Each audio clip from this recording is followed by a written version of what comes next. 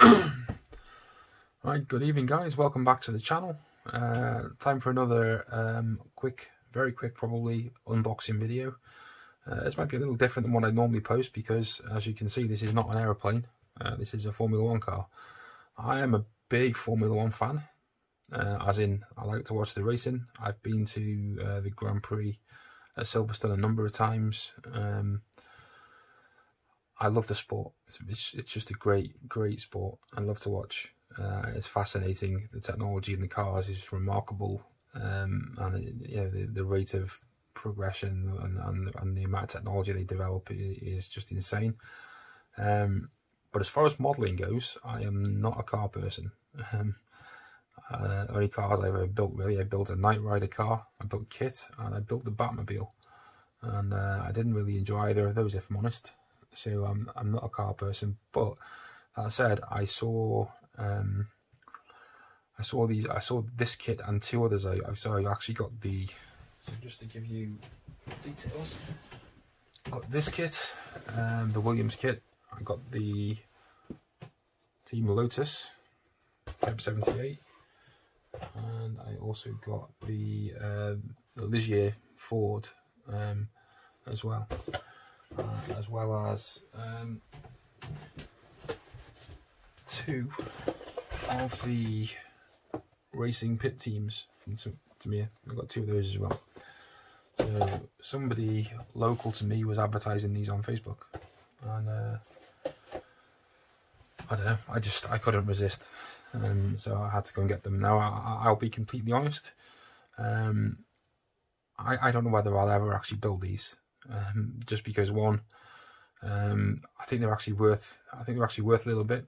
So they weren't cheap, but I certainly didn't pay what they're worth. I got a bargain. So the whole lot here, the 5 kits, was under £100. So I reckon I've done okay with those. But one, my inexperience and lack of enjoyment with recent car builds that I've done. Two, they are probably worth a bit of money, and I might well see them as a bit of an investment and sell them at some point down the line. And three, they're quite old. I mean, they are really pretty. You can tell by the models of cars that they are pretty old kits. That doesn't mean they're bad kits, but let's be honest, things don't get better with age in the modelling world. The further back you go, generally speaking, the worse the quality of the model was. So I'm thinking that in all, I probably will, I might swerve building these, but I get a lot of enjoyment just from having them in the stash, if I'm honest, and I'm really quite fond of them. But then I'm just going to open them up and have a look what's inside. I have already reviewed them. Well, not reviewed them. I've been through them, obviously before I bought them. So there's a few issues with them, but nothing that isn't fixable or can't be dealt with if you were going to build them. Let's take a look at this one. So this is the Tamiya 1/20th scale Williams FW07 Formula 1 car, endorsed by Frank Williams himself, no less, according to the box anyway. What else do we know about it from the end? So this is a 1/20th scale kit. It is their kit number 2014.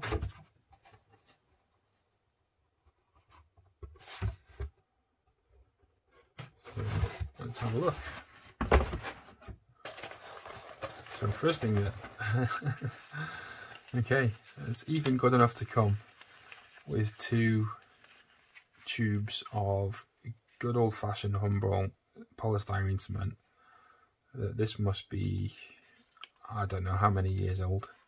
I mean, they were 50p each per tube when they were bought, right? So it's been a long time since you could get a tube of glue for 50p. It's been a long time since you could get anything for 50p, for being brutally honest about it. So 2 tubes. Now I don't really use poly cement when I build. I tend to be more of a extra thin guy, but I am curious as to whether this would still work.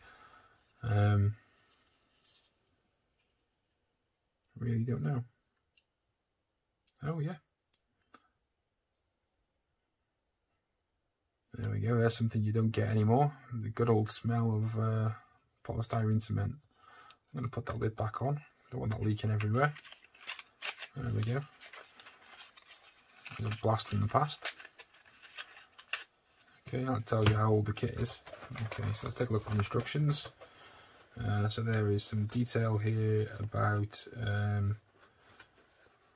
the kit itself, about the Williams Formula 1 team. Instructions follow the usual Tamiya format of having a sort of unfolding structure to the instructions rather than having just like a booklet. There's some actual photos in here of the real parts of the machine, which is something you don't normally get. So it comes with its own reference photos. Obviously they're a little bit black and white and a little bit old now. Okay, so all in all, the instructions seem reasonably good for a kit of this age. It's got some information about the decal placements and the paint scheme. Now the one thing that obviously you're mainly concerned with when you're talking about an old kit like this is the condition of the decals, because you know, we've all been there with age. Decals don't last forever, do they? If you don't use them, they yellow, they become brittle, they crack. I don't exactly know how old this kit is, but you've got to be talking 30, 40 years plus at least. So I think, as you can see, the decals, they all appear to be, there's no cracks that I can see in them. So I think they probably would be usable. Everything's here, nothing's damaged per se, but you can probably see from the video, I hope you can, that there is some definite yellowing of the carrier film.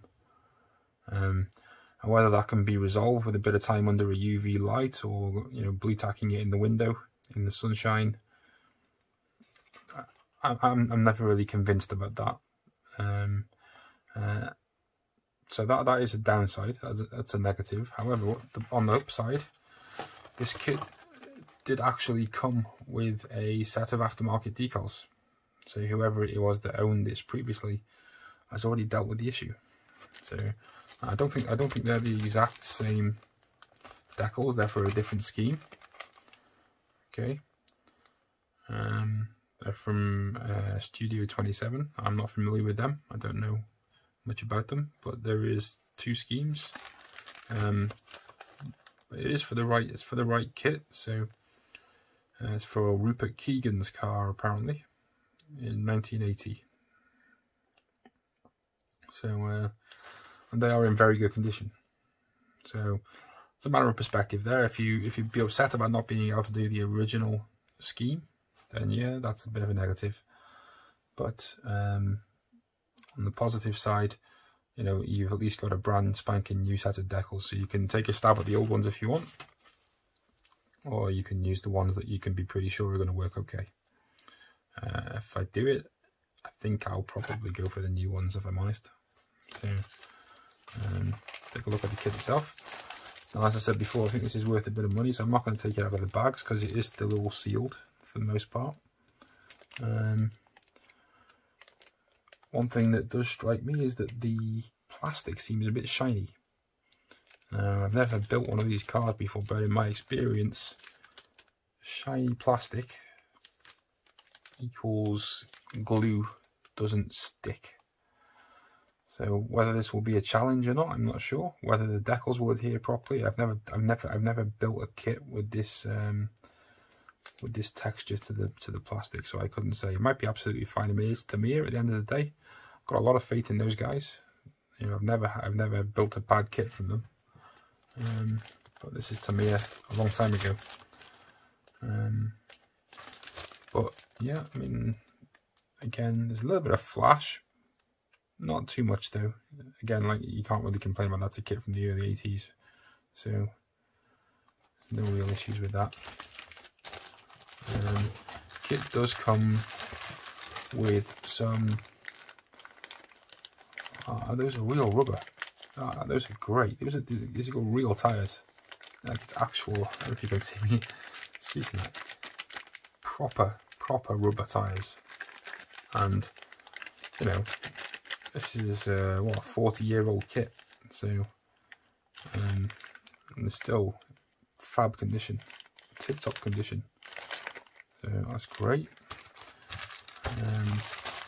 Next screws, this looks to be parts of the engine, I think, and we've also got a driver. So whoever you decide that is going to be driving the car, I don't tend to put drivers or pilots etc. in my kits. That's mainly because I'm absolutely terrible with a paintbrush and I can't paint figures very well. So it's a bit of a cop out on my part. But if you want to do it, it is there. It looks to be, you know, nicely detailed. And then final sprue is obviously these are the wheels. Some seats, some bits and pieces, some suspension parts. Okay, so as I said before, I'm not an experienced car builder. I've never built a real Formula 1 car either, so my first impression is that it's still in very good condition. Looks to be a decent kit. I think certainly for when it was made, it was a very good kit. Compare it to other stuff that I've seen from that sort of period, and it's certainly higher standard than those. It's very good that I have a second set of decals. I'd have been a little bit upset with the well, upset's not the right word. There was no subterfuge involved in you know, in the person that I got the kit from. But I would have been looking to get a new set of decals for it, I think, because the old ones are just a bit too yellowed. So we've already got one of those, which is good. And of course we've got something to sniff. These young kids will never know what they're missing, will they? I don't know. Okay, right, so yeah, that is the Tamiya 1/20th scale Williams FW7. Looks to be a nice kit. If I'm honest, I don't see me building it, not for a long time anyway. I got far too many aeroplanes, and but we'll pop it in the stash and see what happens to it. You never know. Alright, thanks for listening, guys. If you have an interest in this sort of stuff, interested in Formula 1 models, you probably know more about this than I do. I'd love to hear anything about it. If you've got any stories about building the kit, any advice on building the kit, any advice on keeping the kit in your stash, if there's anything that is relevant. If there's any way that you reckon I can get those decals back to pristine tip-top condition to use them, I'm all ears. So drop me a message, put a comment on the video. If you're not a subscriber, please hit subscribe. We're quite a new channel, so I'm just looking to build up my subscription base at the moment. Thank you for watching. It's great to have you, and hopefully you'll stick around for some more videos. But if not, have a good evening. Cheers.